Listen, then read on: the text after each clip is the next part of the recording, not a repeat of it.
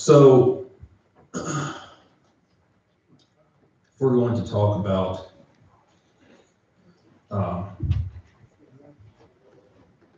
the suffering of the world, just some examples before we talk about Jesus. The suffering of the world. This world is not perfect. Man was meant to suffer as a way to build your character and to fulfill you, to make you who you are.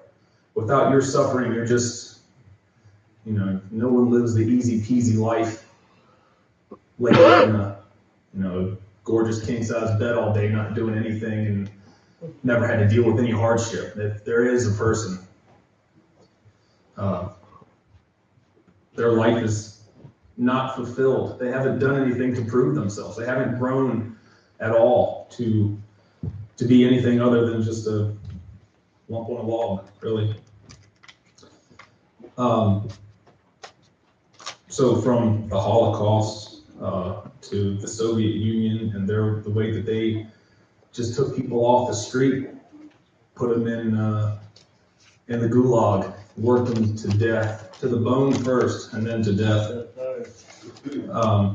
There's another book that I read a snippet of. It's about yay thick. It's like 1,800 pages. I'm nowhere close to finishing that one, but in the first probably 30 pages, it's just unbelievable the things that they didn't even care who you were. They didn't have to prove anything. They just took you. You're arrested. They don't like the way your hat is or your face or whatever. They just took you and threw you in there. And the amount of gulags that they had, the book is called The Gulag Archipelago, which is a series of islands. That's what they described it as. It's gulags galore. And all in the name of, we didn't like you. So the body count of dictators, if you think of North Korea, you could think of is it the Uyghurs in China right now that are they're like outliers of society, and Chinese just letting them have it, kicking them all over the place, doing away with them. The people in North Korea, what's the life expectancy in Korea, like 50? The suffering is unimaginable from what we do here in America. Let me see. My mind I got scatterbrained with this, man. I went everywhere. It's just I woke up this morning and started writing, and after a while, I realized there's no real direction here. Just kind of like I've vomited words all over this thing. So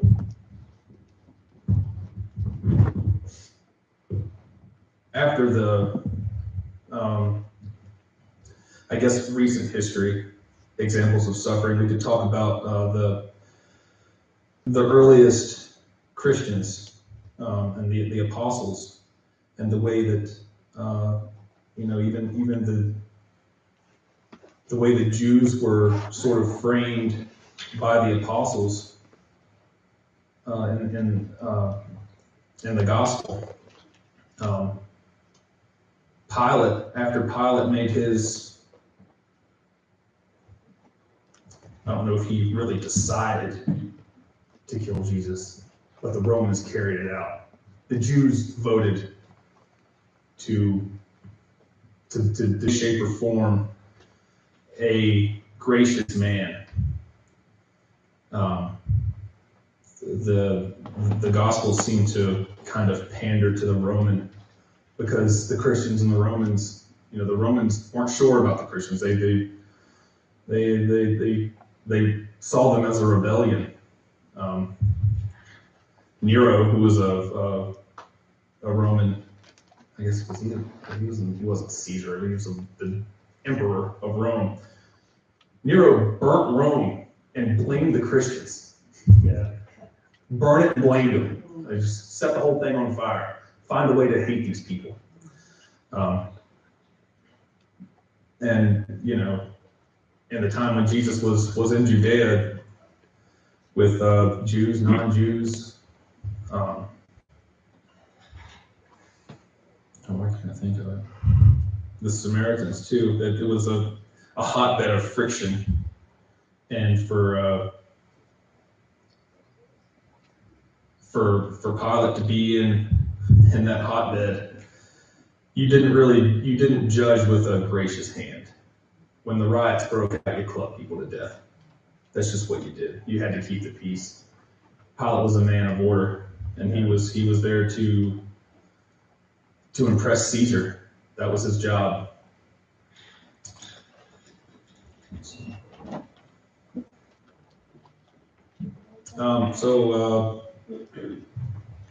Because of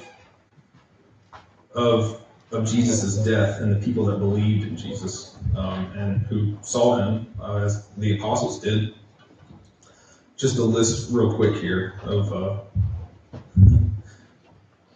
the things that happened to the apostles as they were found out and people really figured out they didn't like them. So Bartholomew was flayed to death by a whip. Andrew crucified on an X-shaped cross. Simon crucified. It was nothing for the Josephus, who was a first century historian. He documented that the Romans crucified up to 500 people a day. Ooh. And they crucified so many that they ran out of wood. The amount of, and that, you know, it could be for simple disagreement. The fact that this man lived through it, wrote about it, and survived enough to write it, and, you know, and his word got out. That's it's quite a feat. James was beheaded. Thomas stabbed. Peter crucified upside down by his choice. He didn't think he was worthy of being crucified the way that Jesus was. Philip was hung by iron hooks upside down, like a pig, kind of. Matthias stoned and beheaded. John died in exile, probably the most peaceful way to go. Jude crucified. James thrown off a wall and clubbed. And Matthew was impaled by spears. So the suffering that Jesus went through, and the fact that the people that followed him believed in him and stood up for him, their suffering was no joke either. Our purpose on earth from God is to emulate him, is to be, we're to learn God's perfect character, and suffering is character building. We're purposed by God to develop his character. That's our purpose. The suffering and you trying to emulate God, it is inseparable. One cannot be without the other. You are going to suffer. Something is going to happen. I don't mean to be so grim, but this is part of the character building. Without the character building, you are nothing more than the lump on the log. And forgiving iniquity and transgression, and by no means clearing the guilty, visiting the iniquity of the fathers upon the children until the third and fourth generation. And we couple that with 1 Corinthians 10:13. I'll just read it. You guys will. 13. There hath no temptation taken you, but such as is common to man. But God is faithful, who will not suffer you to be tempted above that you are able, but will with the temptation also make a way to escape, that you will be able to bear it. So what he's saying here is that that's Paul in Corinthians, but so your life is going to be suffering, but God will give you more suffering than what you can handle. So if you're stuck in a spot where you think that, well, how can I possibly suffer more? You're not meant to.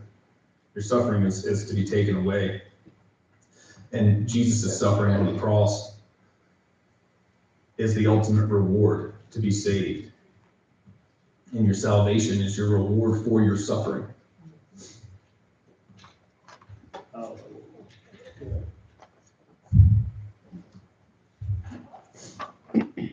Uh, I don't know of anyone else besides Job to point to a more faithful and suffered man. Job was volunteered by God. God knew Job's heart, and he gave him over. More or less, he just told Satan, he said, you can do anything to him but kill him. And Satan thought he could turn him. He thought he could make Job blame God. And Satan took everything from him, killed all his kids, took all of his possessions. He did everything but kill him, covered him in boils. But Job knew that God was working out a purpose through his suffering. And Job said that he knew that there was no purpose of God's that could be restrained. So I guess after that you could raise a question to say, could God possibly be evil if he makes everything? If he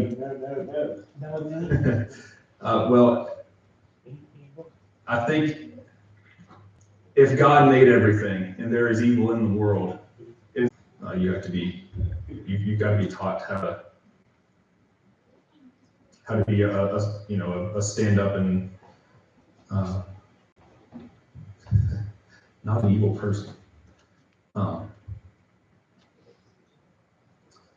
So let me see.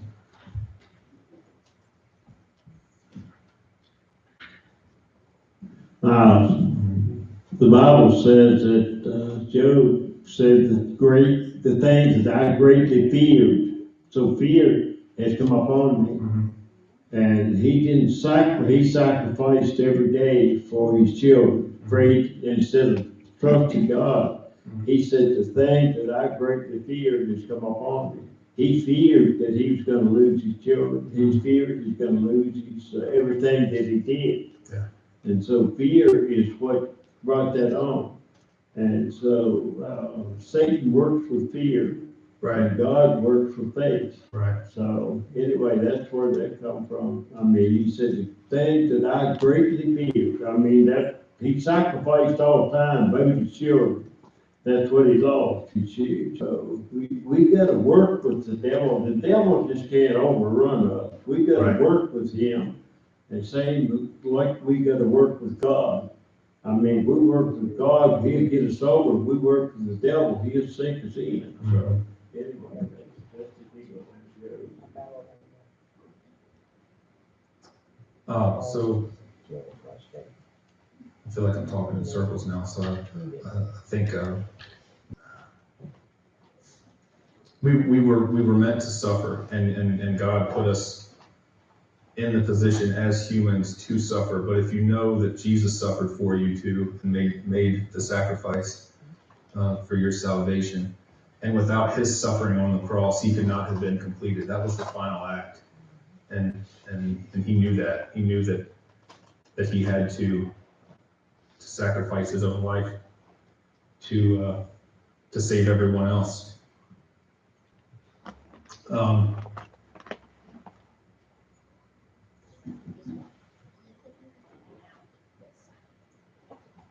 So I think that if you look at John 16:33, Jesus kind of encapsulated what you're teaching.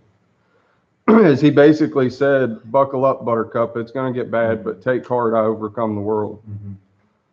So yeah, Jesus even had a sentiment the same, that don't think it's going to be all peaches and sunshine. Right. Sunshine, you're going to go through some stuff. Yeah. But that was because of what the first Adam did. He's the one that broke the curse in. Yeah. Because Adam and Eve had it good. Right. He's the one that broke the curse that changed it for everybody else. It was imperfect from, Huh. and after that it was over. There had to be a. Jesus also said, in this world you will have trouble. He guaranteed it. Mm-hmm. Yeah. But I leave you my peace. Mm-hmm. Yeah. That's what we have to Right. go on, is his peace. Right. So anyway, if you listen to the podcast, you're getting old. You like to listen to people talk. It doesn't make any sense. I don't know what that says about me. I don't know. Says you're hungry to learn. I guess so. It's a strange thing. Even just at the house, doing laundry, I don't know.